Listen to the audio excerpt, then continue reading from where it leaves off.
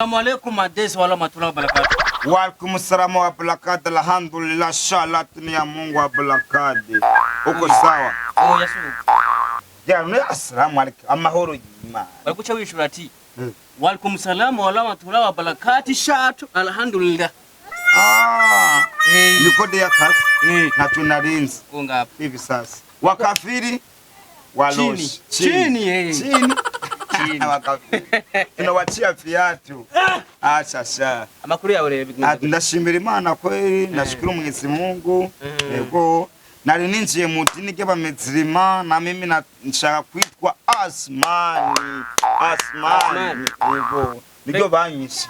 Kuno musi nakubonye yakuyisoko hajya ruguru. Wariko ragwana canke byari biki?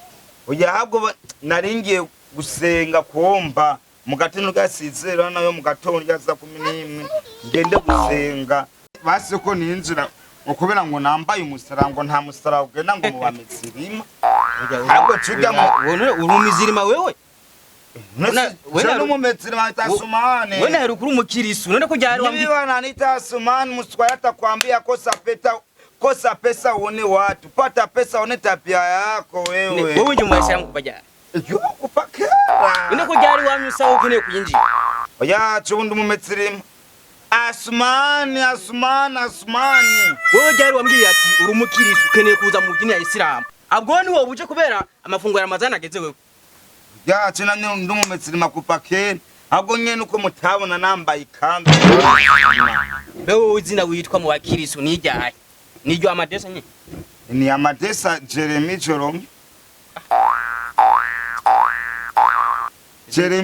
iryo zina n'inzoka y'umundi ciyinja none wumva gute umviriza iryo zina rihindura nitwa gute ngenda kubwira amazina nyene kwinjira idini nanje kuna numvise ametsima bifite umutima mwiza n'abantu bakundana bafashana abantu bashobora kugwa akazi mu gihe gafise niyo mpamvu nayakumye kwinjira y'abayisilamu y'abantu basalamu umvise kubwira amazina rero ko aya mazina y'abakafiri stop ubyumva yego ijya mbere Abdul turashira muri iki gitwe cyawe sawa muri twego naco ni rumwe ijya kabiri Abubakar sawa ijya gatatu Shaban ijya kane Rahuma Rahuma ni cy'abakobwa ijya kane Ismail ijya gatanu awe ntajyo wobuze nyibutse nta n'umuntu uhora wumva Jibutse nakunze ijya ndirimbo ya Mbose yaririmbye Selemani okay Selemani nyine munite Selemani rero Selemani we sere ndakwarije Selemani gori sana kakanya musigiti wose uzogendamo niko Selemani subiramo Selemani apana Selemani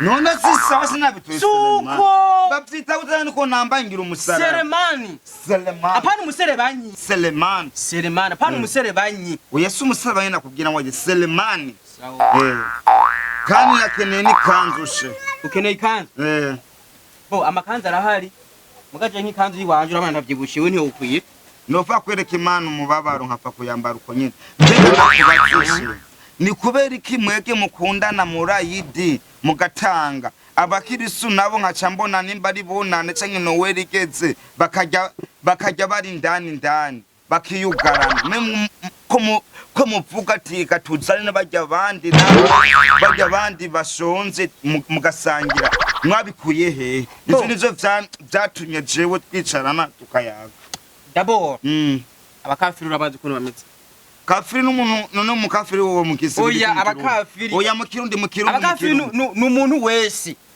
ari kubini dini yacu ya Islam none ko mbwiye ko cyenda umukafiri kandi ari nje kwinjira mu dini kandi banyita Selemani gute umukafiri mukirundi gisigura gute wowe by'abakafiri byaretse none umukafiri n'umuntu atisaramuye umukafiri nagusiguriye n'umuntu wese ari kubini dini yacu ya Islam urumva rero nk'ubu haje urabona cyenda umukirisu ubu nahora ndi umukirisu ngo ninje mu bayisilamu ubanyita Asumani oye Selemani nibage ubu ni Selemani none kare none ko banyita Jeremy ubu mwampinduye izina bita Selemani none iryo ko mutitwa turabakafiri mwe namwe abakirisu ko naho nasenga mu bakirisu ariko nagumata kuba Selemani none nkabo namwe mutse kwinjira mu dini y'abakirisu tubita namwe abakafiri tuba tuje mu dini y'abakirisu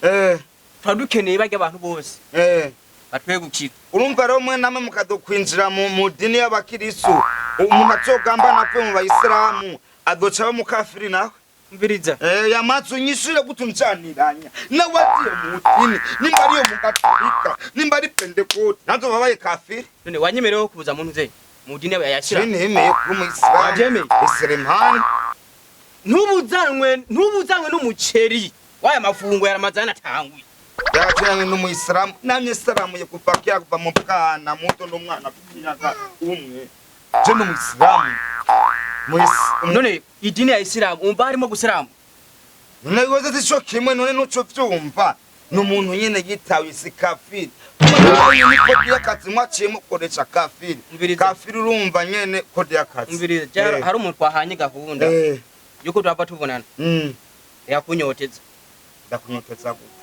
ndakwakiriye mu dini yose ya Islam uzo kubaza wese ati wowe nindi yakwatiye ndacuvuga ati baba Mustoni yakumvangira baba Mustoni Abubakar nande tindemeye kwatira amadesa aka Selemani uravyemeye sawa userekeye no kugira ntubuje mu dini ya Islam kuko hari abantu benshi baza mu dini ya Islam kubera urya muceri wo kumusigiti yaye none candari nzara rero mbona ahantu nokura ico kurya ene kote ya ibyo nibisa si kote no idini ya Islam uyizemo nubwo hawuburinjya ntuzanywe ninjya muri maki nibyo shaza kukubwira rero nzopfa ndari nzara ndabwirwe mbona nyene mu dini nyene no hapa ndo mukintu cyane Allahu akbar Allah canango si kode nisaha igirise niyigere igombekera ko kamanze reka nze kwambara ikanzu umbiriza jewe ndagiye ushizo mitane muhira kuncereza kanze kwambara ikanzu ndagiye ushizo mitane Selemani wayumvise assalamu alaykum walaikum salam wa barakatuh inshallah wallahi matullah inshallah pardon matullah ifunde shombe byose nabyo aruzi wewe warokira umukafiri sawa mbega nakucirimo shehe nimushiramo y'amazi kugire muzonyinzize fresh y'amazi ahezagiwe bijya nibyo abakafiri agiye sawa we turabonana King's fan